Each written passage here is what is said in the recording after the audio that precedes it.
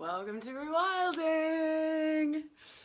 Sorry, I'm just looking around to make sure every camera, microphone, phone is on, and I think we're good. Pretty big episode, right? Might as well start the new year off with a bang and talk about twin flames and soulmate contracts. Oh my god. It is beautiful to see you women. I see you, Stephanie. I know this is your first time back on a live for quite a while. Fully I see you. Brooke, hi, gorgeous. I've been pacing Facebook. I'm sorry. It was camera I was having a problem with. That's what took me so long. Kelly, yeah, woman. Huge shout out to Kelly this morning for working with me so diligently to get the newsletter out. And if you haven't received the newsletter, today was January's astrology forecast. So, one of the big cool announcements is that we're going to do a monthly astrology forecast right around the first of the month. So if you've ever been in a rewilding workshop with me, you'll know that I always talk about the astrology because it tells you which windows to the archetypes are open, which themes, how to work, different doorways that we can go through to access parts of self. So we're doing that for our subscribers every month, right around the first. So that report only goes to subscribers. We're not putting it on the blog, we're not putting it in the Facebook group, nowhere. Just to our rewilding subscribers as a thank you for being part of the magic.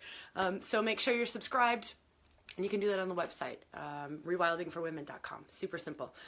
The other thing is that there are tips that go along with the astrology. So that comes in the newsletter, but you can also find that on the blog. So that's easy. All right, who else is here? Shannon, hi, gorgeous. Nicole, it is so good to see you, woman. I know that lots of you have been chiming in. Lori, hi, beautiful. I see you. Helena, hi, woman. Betsy, yay, hi. Babs, hello, my love. Belinda, hi, gorgeous. That's Belinda Scales. I know there's a few Belindas. Tristan, hi, beautiful. So, if this is your first time live, I would love to hear if it's your first time live. Can you just say like, hey, first time live? I think it's always cool to just welcome women who have just now been in our live stream with us sitting in this circle live. I know lots of you watch the replays, and I know sometimes times don't work out, but just a special welcome to those of you who are live for the first time. As you all know who've been live lots and lots and lots of times, I just sort of chat at the start, so just give a couple minutes for everybody to find the live. Also, Fiona, hi gorgeous, first time, woohoo, welcome. You picked a good topic to dive into. Melody, hello my gorgeous friend. I know that I owe you an email. Those have been piling up and stacking up. But I have lots to say, and I just have lots of love for you. Andrea, hi beautiful. Yay, what good timing. I love that. Okay, so like I was saying, kind of chat a tiny little bit at the start. We'll wait a little bit longer. Emma, hi beautiful. It's good to see you. I'm going to see you so soon, aren't I? In the UK. So Em is helping us to organize. I hope, I know you've changed your profile, so if I am talking about you and this is not the right Emma, then you should just blow me up and tell me that I have messed things up, but I know that you've changed profiles. Anyways, she's helping to host the UK workshops. So for any of you who are in Europe or want to travel to Europe in March, those are going to be our only live events in Europe this year. Yeah, we've got nothing else planned for Europe. That's the only time that we're going to be in Europe this year, and the astrology is really good for both of those workshops. Okay, enough talk about that stuff. I want to talk about this big topic, right? It opened up in the last live stream that we did. So for those of you who are here for the last live stream event, Brooke, sorry, gorgeous, I just need to say this. Yes, definitely an East Coast event. Not until like July or August, though. I think we're going to try to do Asheville. I love Asheville, North Carolina. We're just looking for a venue, and I think we're going to do the Lilith workshop. out on the East Coast. So sorry to the Rewilding team for just announcing that on a live stream, that's what I would love to do, and that's what's kind of percolating. So we also talked about Lilith in the last live. So for those of you who were live or watched the podcast or the replay of the 2018 astrology, you'll know what I'm talking about when I refer to this big Lilith energy that's going on this year. You'll also know why we're doing twin flames today. So it came up and I started to like roar a little bit about it last time, and then pulled back and said, okay, that's a topic for a whole episode because it's so big. There's so much that I have to say about it and want to share about it. And then, oh my God, shut up. There's a fox out my window. I'm not kidding you. Can you see that? I'm sorry. How good is that? Do you see it? I can't tell if you see that. He's right there. There he goes.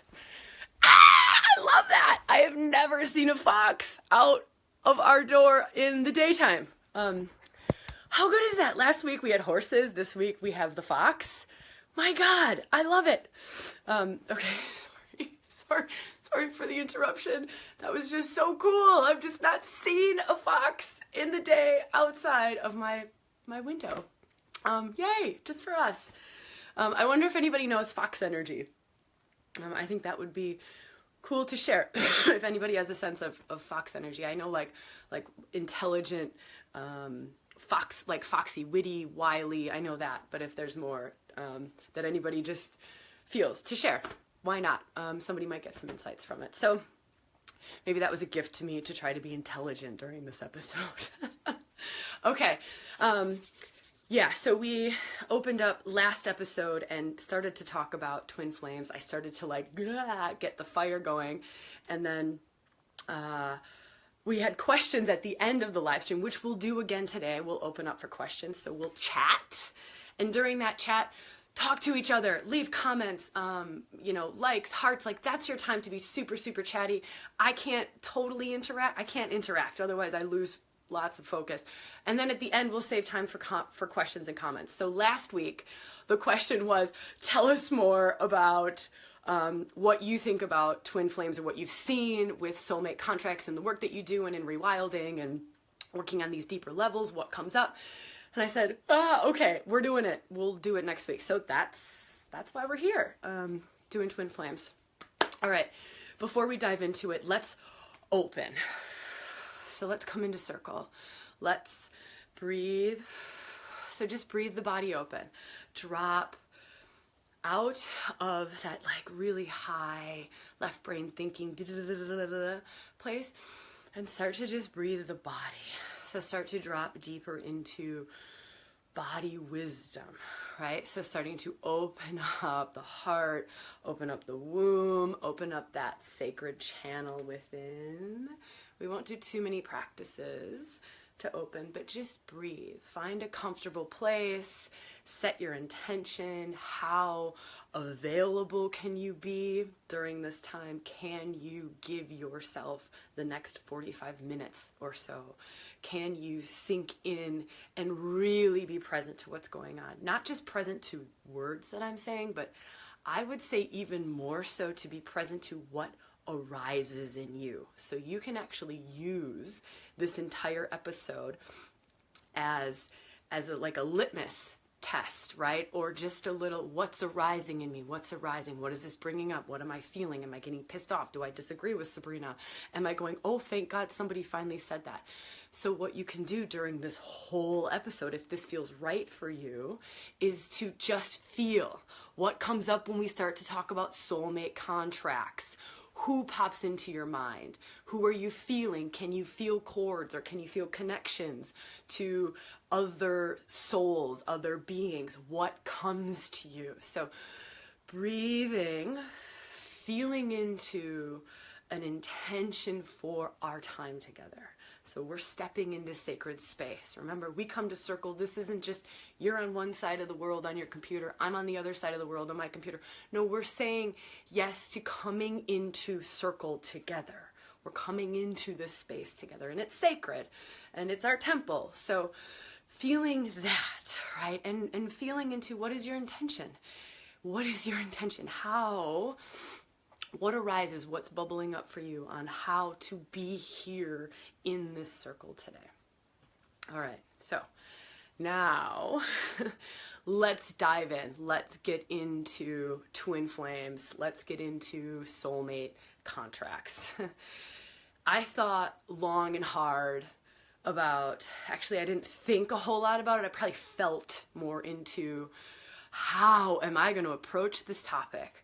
How can I, what will be most useful, most valuable for our circle, for you? What will help to maybe blow up some of the garbage constructs that are around this, whilst respecting fully everybody's own experience, everybody's own unique journey through life. And kind of one of the first things that came to me around twin flames. So let's just talk about twin flames first. Like, let's just really dive into the deep end.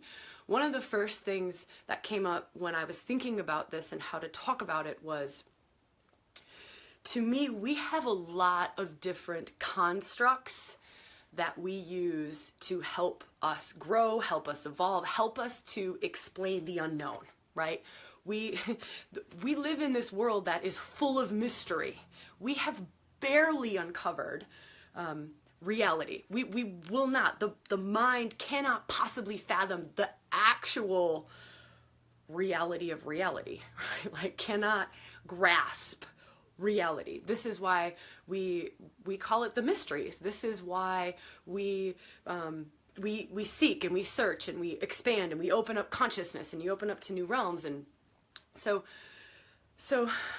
we all have different ways of helping to explain the mysteries, right? Helping to explain love, huge fucking love, helping to explain wildly karmic relationships. And you don't have to believe in karma. That's another construct, right? So this might be like, oh my God, Sabrina, you're blowing my brain. Try to get up here. So we're going to try to talk about this stuff from this level, not this human level where the brain just needs to grasp onto something and it wants to define everything. It wants to put everything in a box, right? Like, this person is my soulmate.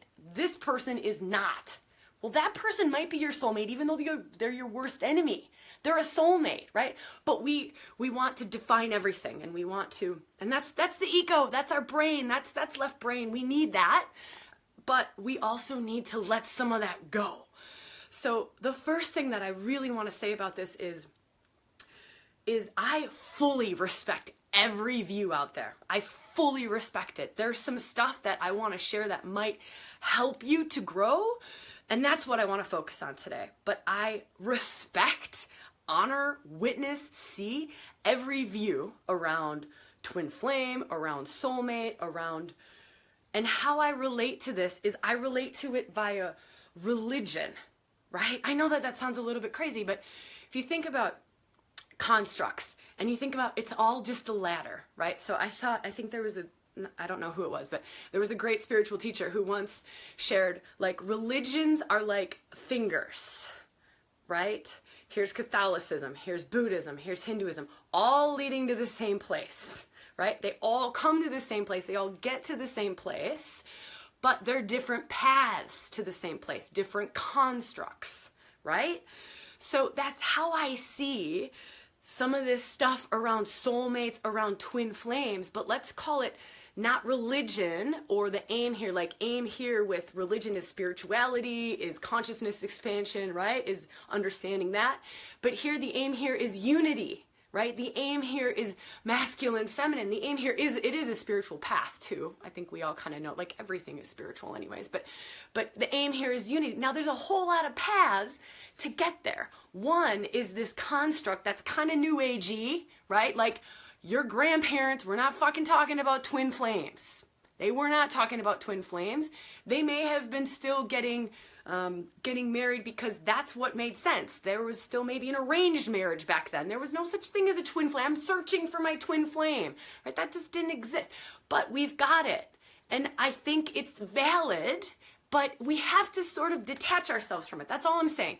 So I first and foremost just want to say I respect every single finger, just like every religion. Respect them all. They're a ladder. They're a tool.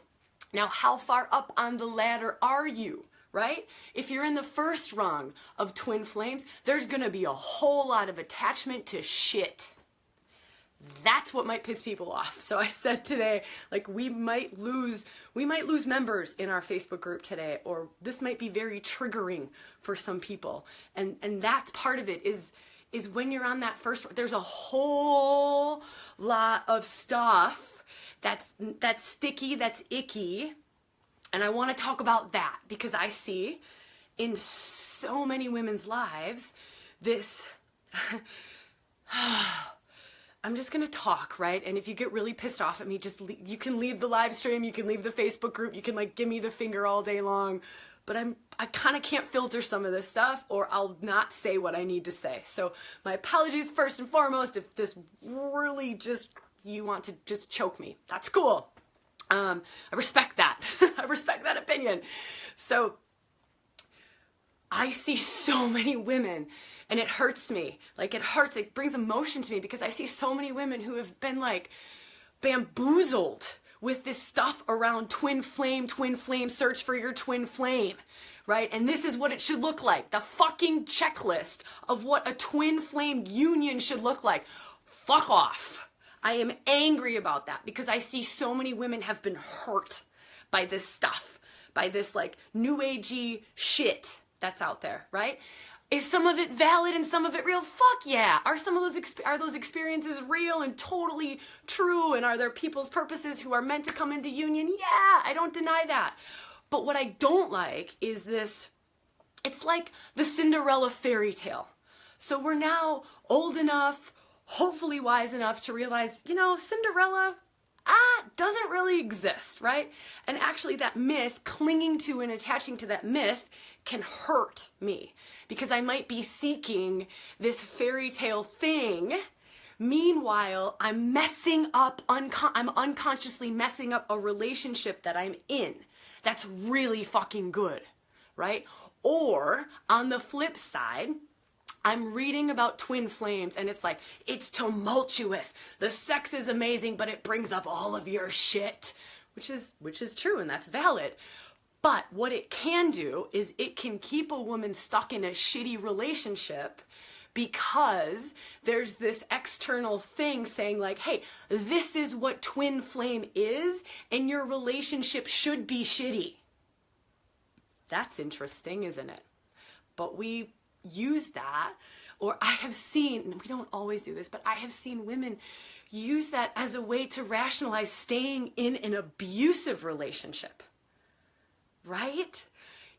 Using something like that, and there's so much around it, right? Like, and I have so much compassion for this, and like I've personally journeyed and still do journey through this. So I'm not going to pretend like, oh, I'm standing outside of this whole magical realm of love and connection. I'm not. I'm in it.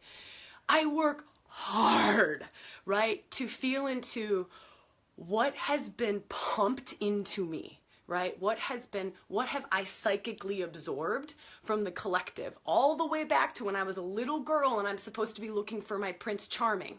So I bust my butt to feel into what is truly Sabrina's heart, right? What is truly here and what have I absorbed, right? What are those patterns I've absorbed? What have I grasped onto from story tales, from books, from what my grandparents have said, from the relationships my parents have had, right? So we've got to, again, like if we just look at what we do in rewilding, and I know I talk about this all of the time, but it's de-rubbling, and this is an aspect of it, right? So to come into conscious, loving, gorgeous, sacred union, right? Holy relationship. I like that term. Holy relationship, sacred union. Those big, beautiful tantric connections. We long for them. We know they're there. We know they're there. We long for them. But they don't just happen like that. They're not just like, oh, bang, there he is. I just need to find the perfect person, and then it's all super, super good. That's not how it works, right? That's not. It's we've got to get through all of that rubble, right? And I talk about this all of the time. I talked about this in last week's astrology. What are your views on the masculine? How empowered can you allow him to be? What are your views on the feminine? How sacred is your sexuality? How open is your sexuality, right? Like, so let's just say I'm wounded, I'm shut down. Let's say I'm guarding my heart, right? I'm protecting, I've been hurt. I'm protecting my heart. I'm guarding my heart. Let's say my sexuality has never actually been opened, right? I'm a woman who's guarded. I'm pretty tense. I'm pretty tense, pretty tight. Orgasms are really not like, they really don't work. Like maybe I can have a clitoral orgasm occasionally, but it's still just like a little sneeze, right? Like, so I'm like this. How the hell is Twin Flame dude gonna show up? And we've got this vision of like, he just shows up and, oh yeah, oh, you are just the one to open me in like 3 seconds. No, it's not gonna happen, right? Can that man show up and open you? For sure. For sure. Are there relationships that are destined to be awakening and opening and purifying and derubbling relationships? Hell yeah, you better believe your ass there are. Are they beautiful? Are they magical? Are they wonderful? Hell yeah. But it's not going to be overnight. Prince Charming shows up and then you run off into the, you know, the magical thing and you're good. So this is really like a check into where are my beliefs? Like, what's going on for me? How much am I grasping and clinging on to something that's out there, right? How much am I allowing that to affect me? And it's peeling off the layers and standing solid in self. It's everything that we do in rewilding, right? It's getting in touch with that inner wisdom, getting in touch with self. The other thing that I want to just blow up a little bit about Twin Flames is this whole concept of you're not whole until you find the other person. Garbage. That's garbage, right? Like, it's garbage. We are all masculine and we are all we are the whole thing. We are all of it. Now, do we all have to express the full spectrum? Heck no. Heck no. Some of us have soul purposes and we want to express just mostly the feminine, right? And we want to have a man in our life who expressed just mostly the masculine. And that's our dance, right? That's the dance our grandparents had, right? Where the masculine primarily held the masculine and expressed the masculine. The feminine primarily held the feminine and expressed the feminine. That is totally fucking valid. It's a beautiful way of living. It's beautiful. It's magical. But what's happening in our society is that we're stepping into allness, and this is just evolution.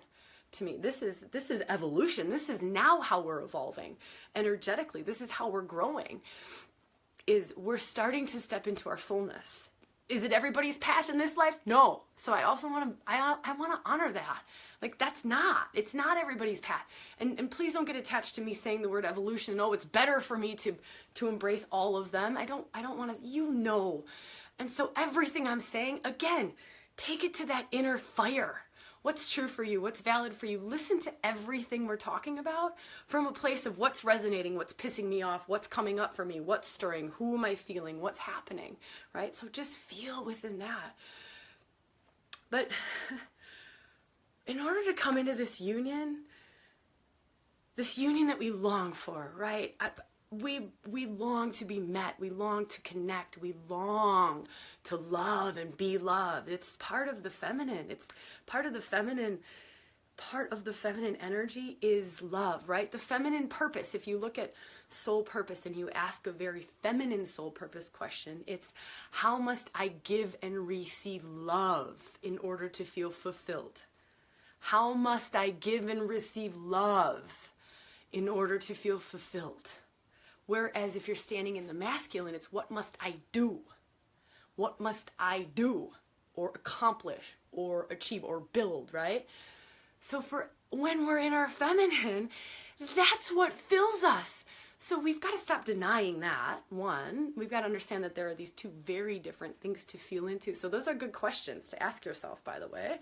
So if you want a rewilding practice, you can feel into those two questions. And so we're set up to love. We're set up to give and receive love. That's part of what fills the feminine, is connection, right? That's what we're good at. We're good at connecting. We're good at feeling everybody. This is why we're so empathic.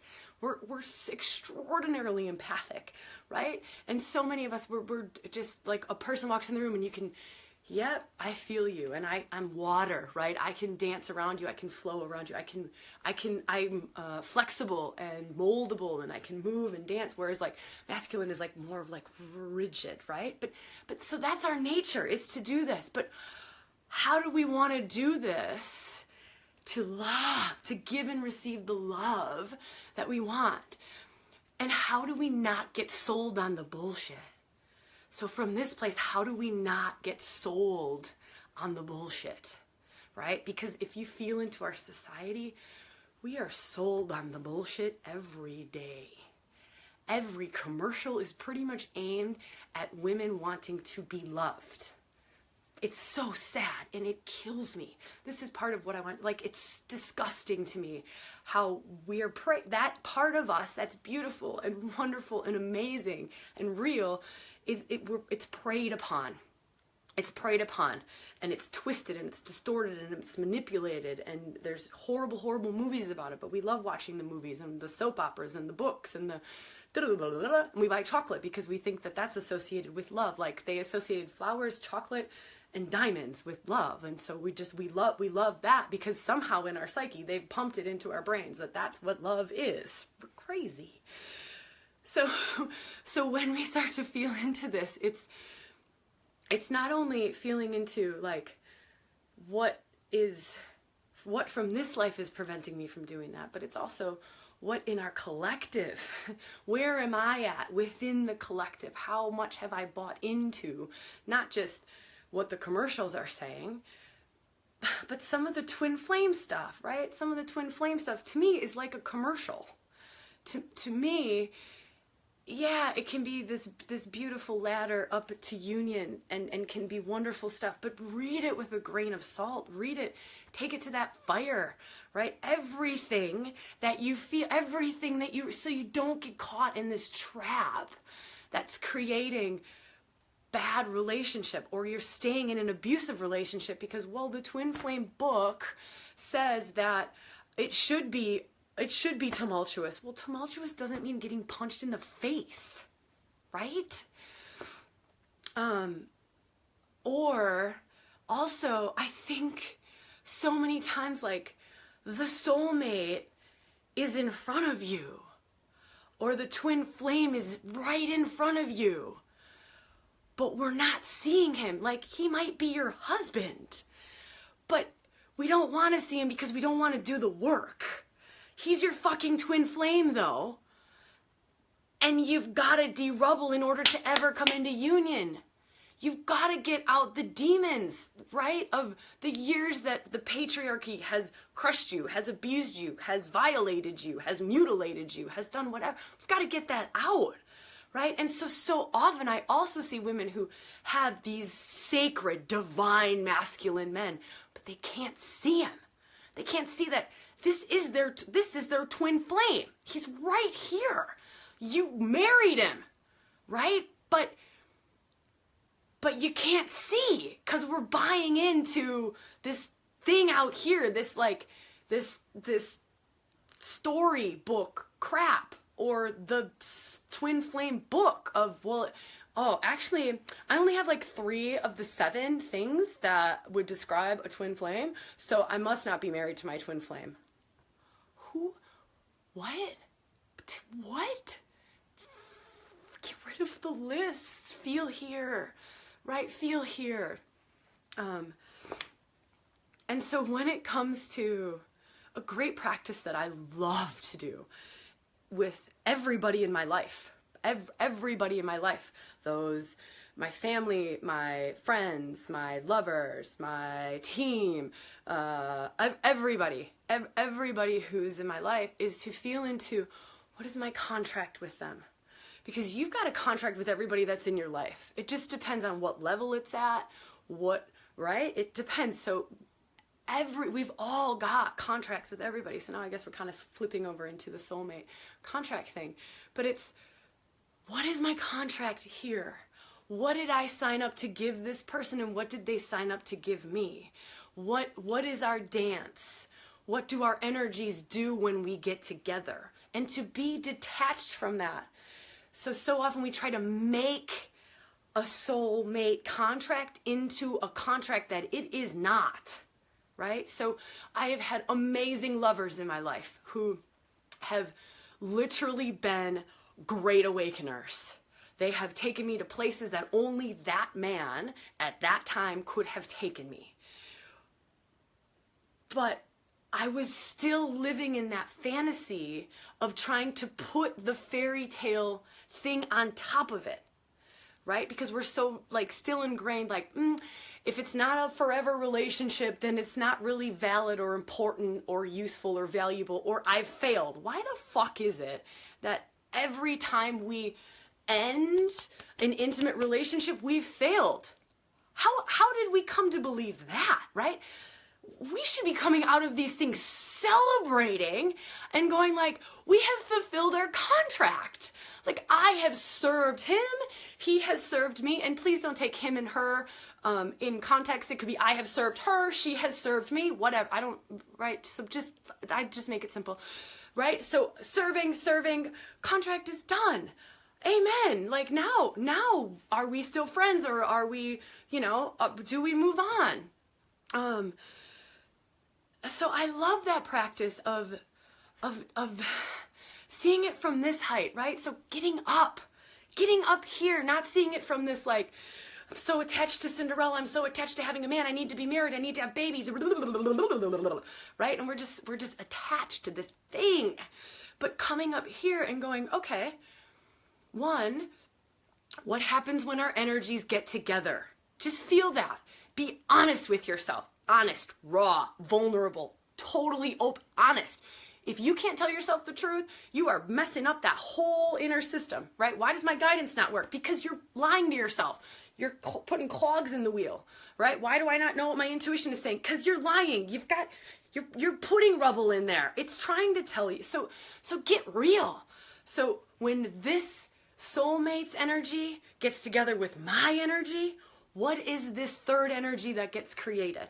Right? And if you look at it from an astrological standpoint, that's just the third chart that gets created, right? So you look at these two charts, and then you create a third chart. This is a third entity.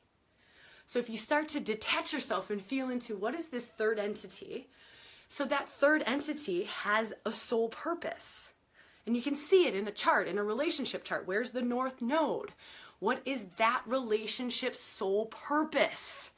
Is it in the 12th house, right? Well, that is going to bring up a whole lot of hidden stuff all of the time, right?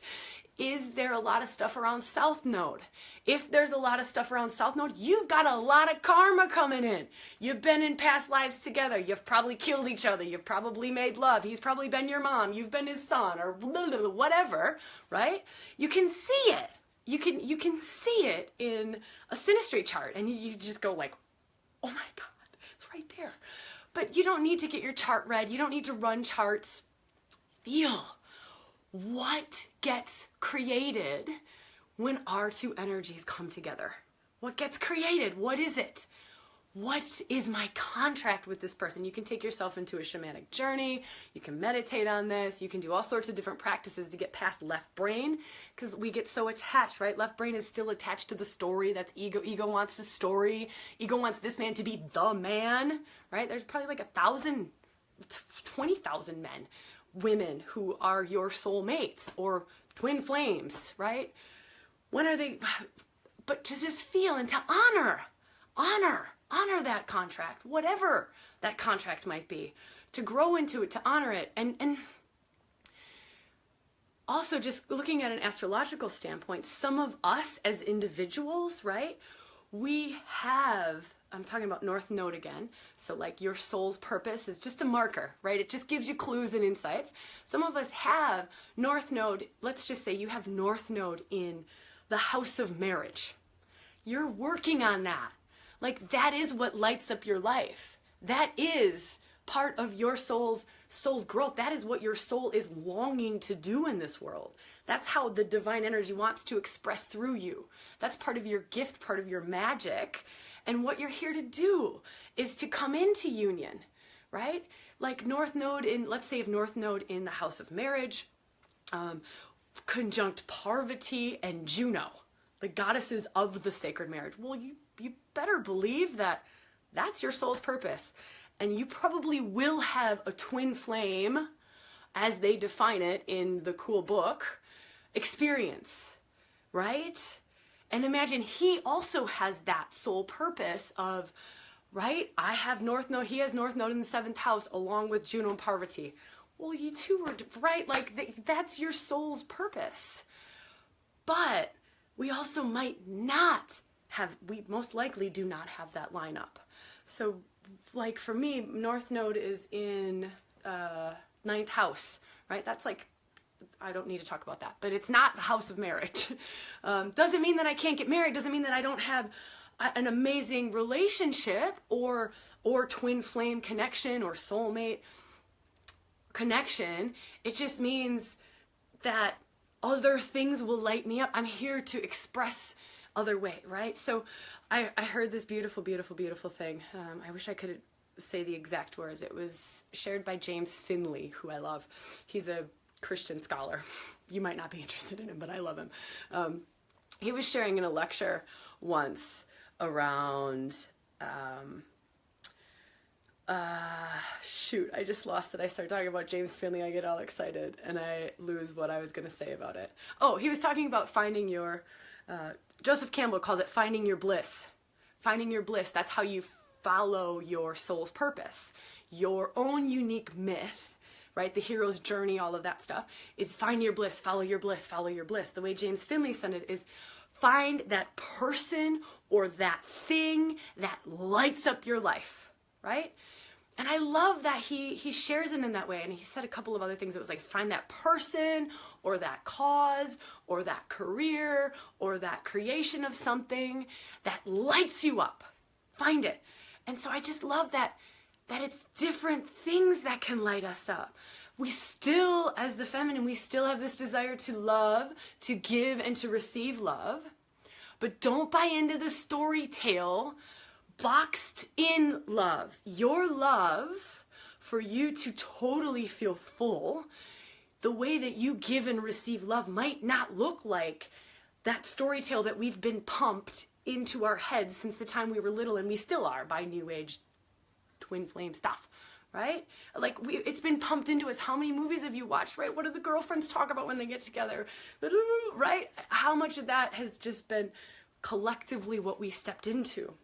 And how much of that is authentically what it is that will bring you the biggest love? How to give and receive love. I see women who, in order for them to feel the most full in their love, they give and receive love to hundreds of people. That's what fills them the most. I can say, for me, running a retreat or a rewilding workshop or inner circle, right? Like inner circle, the opening circle, I just cried. I cried during opening circle, filming just like this. We did a live stream. I'm crying because to me, that is giving and receiving love, right? That fills my feminine because it's this huge circle of love. It's like what we're sitting in, right? I do this because this is what fills, part of what fills my love. And so I only share the personal experience with you to hopefully help you to like blow up that box a little bit, blow up those expectations, blow up what the society is saying, blow up what's been jammed down our throats, what they've been trying to sell us forever. And feel into, what do I want? What is my bliss? Where's my bliss at? Where's my bliss? And it doesn't have to look like marriage and 2.5 babies with a white picket fence and two cars outside and a dog. It doesn't have to look like that. I know that we're starting to expand out of that. I'm not silly to that, but still ingrained deep within us, we've got a bit of that. We've got a bit of that, like, oh, I'm failing if I'm not married by the age of whatever. Well, who says that? Is that your real feeling, or is that what grandma's telling you? Because I can tell you, like, my grandma thinks I'm failing in life. She really thinks I'm failing in life because I'm not married yet, and I don't have 2 babies and a white picket fence. But that's her belief. It's not mine. That to me would be really sad, and I would not be happy living that life. I would be dead inside. I would be dead. So it's that, what lights you up? What lights you up? There is a really good audio program that I loved that Carolyn Myss and Andrew Harvey did on soulmate contracts. So if you want to feel into some more around soulmate contracts, I liked their information. I love how they talk about it from a lot of different perspectives, right? It's not just romantic love, not just tantric. So they also do a whole lot around, Andrew Harvey does a whole lot around tantric relationships, which I think is brilliant. And also like tantric adversaries, soulmate adversaries, the people who show up in your life who are damn well they're soulmates, but they are like the enemy who's trying to kill you all of the time. So it's just beautiful. It gives you a lot of different views, kind of expands the mind a little bit around soulmates and contracts. So I hope I've done this justice. This is a huge, huge topic. I'd love to open up the conversation to any questions. So if anybody has any questions that I can maybe answer in, Kim, it was Andrew Harvey. So Andrew Harvey and Carolyn Myss. I downloaded it on, I believe, Audible. I think I got it on Audible. Or maybe I got it on iBooks. But I know that I have the audio version of it, and I think it's only in the audio version. Thanks, Denny, for sharing that. Yeah, so if there's any questions around this conversation, as you evolve in yourself, does the type of man you're attracted to totally change? Jenny, it can. I think that's a great question. It absolutely can. So depending on your path, depending on what your soul is calling in, sometimes some women's path is to call in a lover who opens this aspect of them, and then a little bit down the track, she calls in another lover who opens this aspect of them, right? So only that man can open this. It's like being in this most gorgeous, fabulous, like workshop, like tantric workshop. And so this man opens this, and then she continues to evolve and grow, and like, wow, we've served each other really well, perfectly. And then this man comes and he opens up this, and it's like, wow, I didn't even know that aspect was me. And then maybe that ends, and it's like, oh, beautiful, thank you, we've served each other really well. And then it's this. Or it can be that I'm opening and growing, this man is opening and growing, we then both step into like this new evolved level of being, or this new place within myself, his self, right? Because it's the polarities. So when I go into this place, he will polarize me over here, right? And so then when I go into this place, he then has to polarize me from this place, right? So it's this, wherever we're at, like I'm here, he's dancing here. I dance here, he dances here, I dance here, then he dances here. So it can be, it's different. It's different, and we all have choice. So here's the crazy part is it's a potential. It's all a potential. So we're with a man, and let's say I'm dancing here, and now I want to dance here.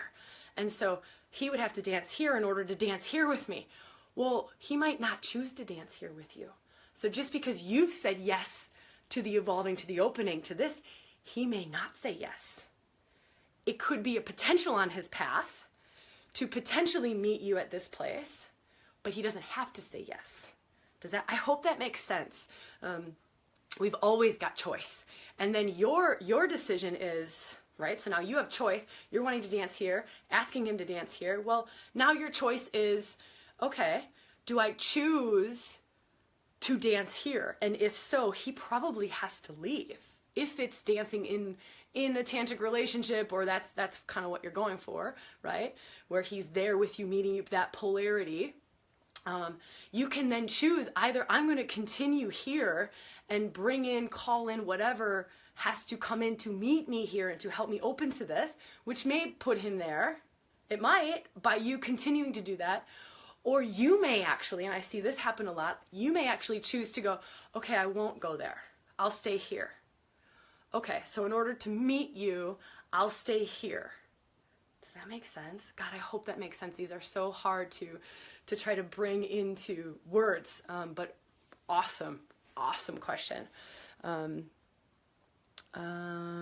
me just scroll back up. I'm so bad at this part.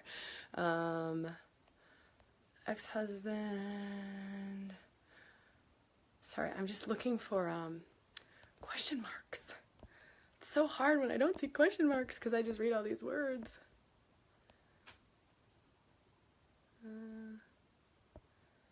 Oh, here's one I think. Oh, crap. By focusing so much on romantic love, aren't we buying into patriarchy? Yeah, Jay, great question. Possibly. I think for each of us it's different. It can be that, and there's a lot of books that have been written on why we had the what's the word I want to use? Why we came up with marriage, the structure of marriage. There's a great word, I can't think of it. But why we came up with the structure of marriage and what it did for us. And that can be very patriarchal from an ownership standpoint, right? I went off in a video about women being traded for a goat when they get married, right? You just are passed off from husband to, or from father to husband, and can be potentially buying into some of that stuff. But it's totally different. So it's not always the case. And that's why we've got to feel like what comes up. We go into the deep spaces, right? You start to go into some of the, work with the archetypal energies. You start working with the archetypal energies and you start to go into these deep places, and you will uncover if it's patriarchy, if the buying into romantic love is buying into the patriarchy, or if the romantic love is actually soul's purpose, or if the buying into romantic love is a wounding from a past life, or if the buying into romantic love is of trying to fill some sort of gap, or self-worth, or it can be a trillion different things. But yeah, it can definitely be that. So I'm just seeing, trust in yourself and allow them to follow.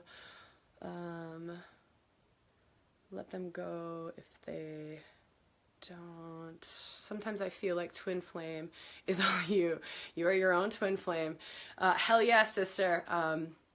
Nizara, hell yeah. Hell yeah. And that was kind of what I touched on when it was saying, like, don't buy into anything that tells you you are not whole without another person. And the other thing is, it's the tantric relationship, like authentic, real tantric relationship. A part of that aspect is to worship the divine in that person, right? It's our ICU practice. And so the worshiping, and maybe worshiping is a tough word to swallow, the honoring, if that feels better, but it is worshiping. I'm just going to go with that. Who cares? If I piss you off, you can leave the live stream, right? We already talked about that. So it's the worshiping of the divine in that person, which, if you can worship, and this is the same as mantra, as worshiping statues and images and all of that stuff, is all we're doing is using that as the divine, and we're worshiping through that. But in that worshiping of that divine, I'm worshiping that in me. So that's, and human relationship is amazing for that, because instead of like projecting onto a statue, it's a human, which is a little bit closer to our form, right? So if I'm seeing the divine in you, it's like, wow, yeah, that opens me up. And that's part of what Tantra, part of the magic of Tantra, is it just starts to open, and the honoring of the like divine masculine. So then you can do the polarities, which takes you kind of like, takes the full stream of divinity, breaks it into two, and then you can dance here, and then within that, you can then break it into multiple archetypes. Right? So this is why it's a little bit easier to swallow archetypes. This is why we work in that realm. It's because it's a little bit easier to swallow it versus just like going right here to the whole direct beam of things. I don't know if that makes any sense to you, but that's how it works. That's kind of trying to put words to the magic behind working with archetypal energies. But Nizara, I love that. I'm so glad you shared that. Okay, here's one. Oh, Leslie, I love this. Woman, I love this, because I had this in my notes, but I didn't get to it. What if your spouse is not awake, but a good partner in every other way? Leslie, this is so amazing that you asked this question. Thank you, sister. I read this a long time ago, and this is another practice that I always do, is what is the purpose of this relationship? So I've come into a marriage, or I've come into an intimate relationship. What is the purpose of this relationship? Talk about it, honor it, get to the truth of it. If the truth of that relationship is we are here to raise children together, that is the purpose of our relationship, right? So you've got your energy, his energy. What is that third energy? What is the purpose of that third energy? And that purpose might be, we are here to support each other in life. We are here to raise children together. We are here to be best friends and just love the shit out of each other from that perspective. But we don't energetically, sexually are not compatible, right? Or we're not on that same path. So these are just big, deep questions, right? And this is all about blowing up the constructs of what we've also been ingrained in. Like, relationships should look like this. This person should have everything. Good luck, right? Like, good luck. I want my husband to be my best friend. I want him to be like a girlfriend to me who can paint his toenails and watch girly movies with me. I want him to be rough and tough and be able to fix the house. I want him to be the best lover on the planet. I want him to be the best dad. I want him to be the best provider. I want him to be this, right? We've got this whole slew of things. It's like, actually, that's not the contract. That's not the contract. That is just not the contract. So, Leslie, I'm so glad that you brought it up, right? And then it's choice. So it's choice at that point, right? And having those open, honest, real conversations. That's the biggest thing, is the open, the honest, the real conversations, not being afraid of what's going to happen, of the consequences. Like, hey, I'm on this big, huge spiritual path. I need to do this. My soul is screaming for me to open, to awaken, and to keep going. Now, I honor and respect that that might not be your path in this lifetime. We have built this amazing life together.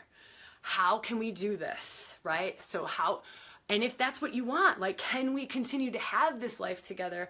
But this is where I'm going. This is what my soul is screaming to explore this stuff. Right? So it's conversation and then choice. Conversation, honest, but also not expecting that every relationship is going to have everything. It's just like, that's another one of those things that's been ingrained in us to expect. Okay, so what are we at? Maybe we'll just do a couple more questions, like 2. Is there a way to release a connection, or do you just have to wait? Oh, Nicole. I think this will be our last question, because this is a really good one, sister. I love it. Sally Kempton does an awesome YouTube talk on karmic relationships. So there's another resource for you. Just Google on YouTube, search on YouTube for, I don't know what to search for. Search for Sally Kempton. Karmic relationship. I think it will come up. I think it's still there. She gives a great talk on it. She gives a good practice on releasing, right? So you can use some of those shamanic cord cutting practices. You can use the practice that Sally Kempton gives you. There's a lot of different practices that you can use. And I would actually strongly suggest watching that video, because it's pretty cool. She talks about what karmic relationships feel like. And sometimes, to answer your question, Nicole, sometimes it's just going to be there until the karma is worked through, sister. And if that person leaves your life, but that hasn't yet been worked through, and you don't have to believe in karma, right? You don't have to believe in karma. You can use a different word or a different sort of parameter around that, or wounding, if you want to say, like, that wound hasn't been healed, or that part of self hasn't been derubbled, however we want to say that. Yeah, we can do practices to work to release that. And sometimes that will do it, because it's just simple, it's not really deep, it's not super, super intense. But on the other hand, sometimes it is that you just gotta keep working it. And that's sometimes where the deepest dives are. Sometimes those are the best soulmates on the planet. The best, because they take you to places that you are so resistant to go to. Places that no workshop can get you to, no retreat can get, like, they take you to places that you are so resistant to go to. And your soul is going, yes. Your soul is going, I don't really care what your mind thinks or your heart feels. I don't care that this is hurting you. We've signed up for this bad boy. So your soul is saying to their soul on a whole nother level, like, I need this, right? That's why we do this work. This is why we do it. This is why we go deep into the depths, so we can get to those levels, so we can get beyond this place and into those places. I love that, woman. So it can totally vary. The practices support, but yeah, watch the Sally Kempton video. I think that'll give you a lot more insights. Okay, my beautiful, amazing, gorgeous goddess friends, it is eclipse this month. Okay, for those of you who've been rewilding for a long time or are astrology based or know quite a bit about astrology, you know eclipses are potent, they're wild, they're crazy, they're big. They basically, it's kind of like it's like blasting lightning bolts at us and sun rays and everything that's just opening and awakening. So it amplifies whatever's going on astrologically by like 1,000-fold. Maybe not 1,000-fold, I'm just making up numbers at that point. But it amplifies in a really big way whatever's going on astrologically. So it means bigger stuff's coming up. We've got a lot of Black Moon and Kali happening right now. A lot of derubbling. It's beautiful. It's brilliant. Work deep, right? I talked about this in the newsletter. We've given you some practices. Work deep. This month is awesome. Work these eclipses. So the first eclipse is end of January. Next eclipse is like 15th of February. We've got 3 workshops happening in eclipse season. I'm not doing that out of coincidence. I'm doing that because it is a potent, awesome time to journey. It is an amazing time to dive in. So if you're going to do something, do it now. Pay attention the next 6 weeks, right? We've got an opportunity to work with Mother Nature in rhythm, right? We all talk about, like, I want to be in rhythm with the moon. Eclipse is the same thing. Like, why did we stop at the moon? Let's be in rhythm with this too. So we can either work in rhythm with it or we can work against it. And we're like, oh man, I'm just getting tossed around and thrown around. I can't even figure out what's going on. So you can do it consciously or you can do it of just like, whatever, like just kick me in the head. And so there's tools, right? So I'm saying use your practices, use your tools. If it feels right to come to a workshop, get to a workshop. They're freaking huge. We just announced, this is cool news. We just announced that we're doing a men and women's workshop in Colorado in February, right close to that 15th eclipse. We're doing it on the 17th of February. So that's pretty huge. We just released it today. So if you want to work with your partner, it's totally open to couples, also open to singles. If you know men who want to, we're going to try to get it to be 50-50. But that's a great workshop if you've got men that you want to work with or men that you want to share rewilding with. That's a good one. Or if you want to come and work in some masculine energy, which brings up a whole other slew of really fun things. And it's really the 2 big themes that I'm seeing. I talked about this in last video, so if you didn't watch 2018 astrology, just go to the previous episode and listen to that. Talked about sacred marriage, what's going on there, and also soul purposes. It's really cool what's happening. Some of this twin flame stuff is really relevant as well in soulmate contracts, of course. So that's what's going on. I have huge love for you all. Thank you so much for being here on the live stream and creating the space and injecting our beautiful Facebook group with so much love. It's just, yeah, it's a co-creation, and I'm grateful. And I'm grateful that I get to be here with you on Thursdays. At least Thursday's my time. So I will see you all next week. Don't know what the topic is yet, but we'll announce it when we announce it. Okay, I love you all so much, and I will see you soon.